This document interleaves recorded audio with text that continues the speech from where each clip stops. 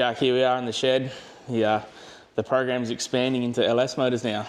It is, mate. Yeah, it's hasn't expanded just yet, but I think with the popularity of the class and the country sort of siding with doing some LS stuff, which I wholeheartedly agree with. I think it'll be a good thing, mate, and yeah, hopefully we can service some customers around the country.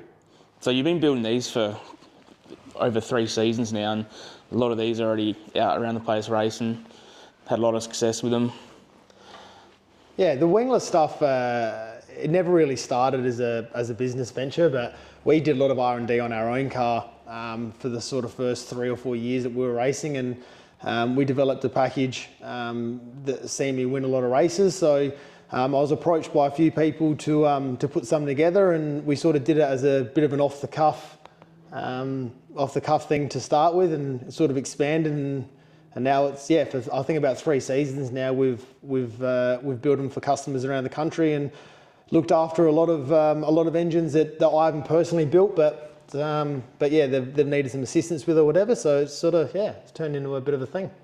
And now the LSs, which is actually your bread and butter with your day job, building a lot of high performance LS drag cars, street cars. Yeah, I was super stoked that the LS thing's become I guess not a popular thing straight off the bat, but you know, everyone sort of showed a lot of interest around the country. The Eastern Seaboard's obviously pretty big on them already. But yeah, it is my bread and butter. My normal job is building engines for high performance street cars and drag cars, which is mostly LS related.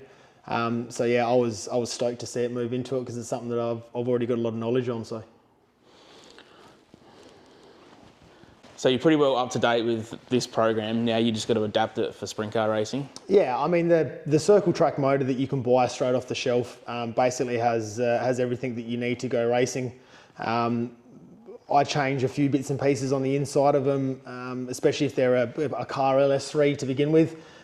We put some good pistons and rods in them, and the ruling's really good for this class. It limits you to, I guess, wasting money on them, but still gives you enough horsepower and reliability. So I'll always try and put a good set of pistons and con rods in it, just so they can survive the wear and tear.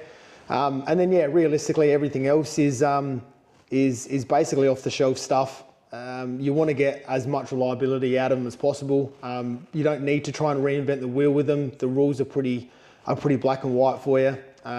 So yeah, just mainly longevity items, stainless steel valves, a good set of valve springs, things like that are going to cop a bit of punishment. And yeah, man, hopefully we'll see, you know, 2-3 seasons easily out of these before they need to get realistically health checked.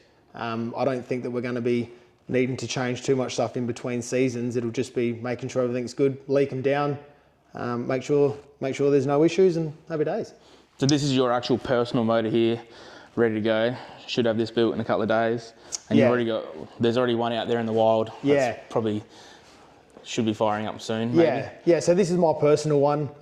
It's all machine ready to go. All the clearances have been done and checked. Just needs a final wash and final clean for assembly. It's just, I think I've had about 9 or 10 wingless engines in the off season come in and get repairs and stuff done. So my stuff, like everything, gets pushed in the corner, and we'll do it at the 11th hour. So how many days is it going to take to build this from where this is at now? So realistically, it'll probably take, I'd say about 8 to 10 hours to assemble it to what's called a long motor.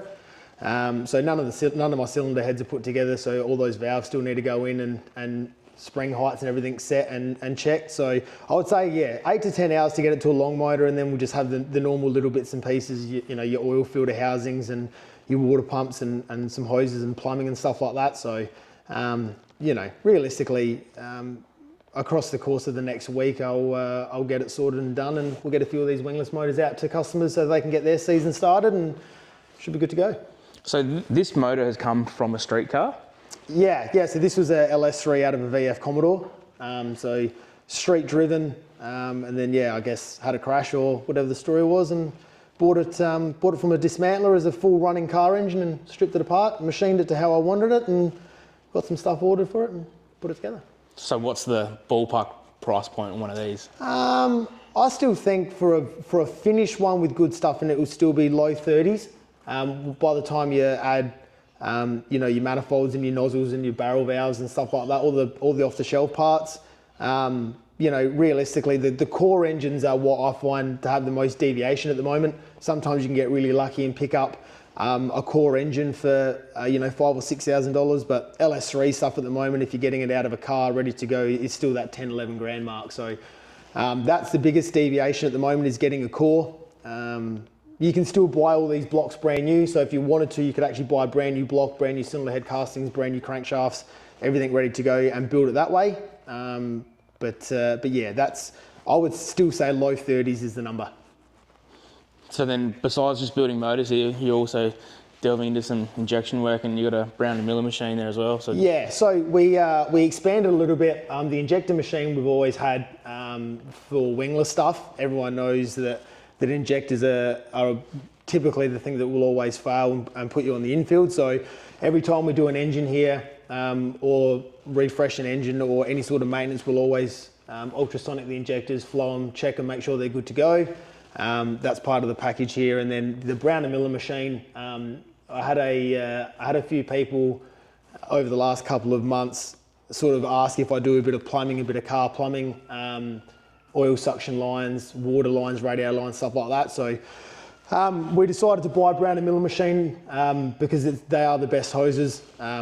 They're a crimp hose, so they can't break loose, they can't crack a fitting loose. And then yeah, we've offered that service now that we can plumb race cars, and especially with wingless stuff too, like the oil suction lines and bits and pieces like that. I make all of them when we do maintenance and stuff like that. It just neatens it up, makes it nicer, gets them away from the headers and stuff like that. A lot of guys at the moment are using just push lock sort of rubber hose for oil feed lines, so we go away with that and put Brown and Miller line. And then yeah, we just come to the conclusion that it was probably time that we can offer that service to our customers. And they are a nice touch, aren't they? They do look good, don't they? Yeah, they're just a nicer all-round package. They weigh next to nothing for the hose, and then like I said, they're a crimp hose. They can't break themselves loose like a conventional speed flow hose or a twist hose. And then yeah, they can cop a bit of abuse too. They're quite durable and robust, so great hose. He's done. Well, hopefully we see this thing fired up soon. Hopefully soon, if these wingless engines stop coming in.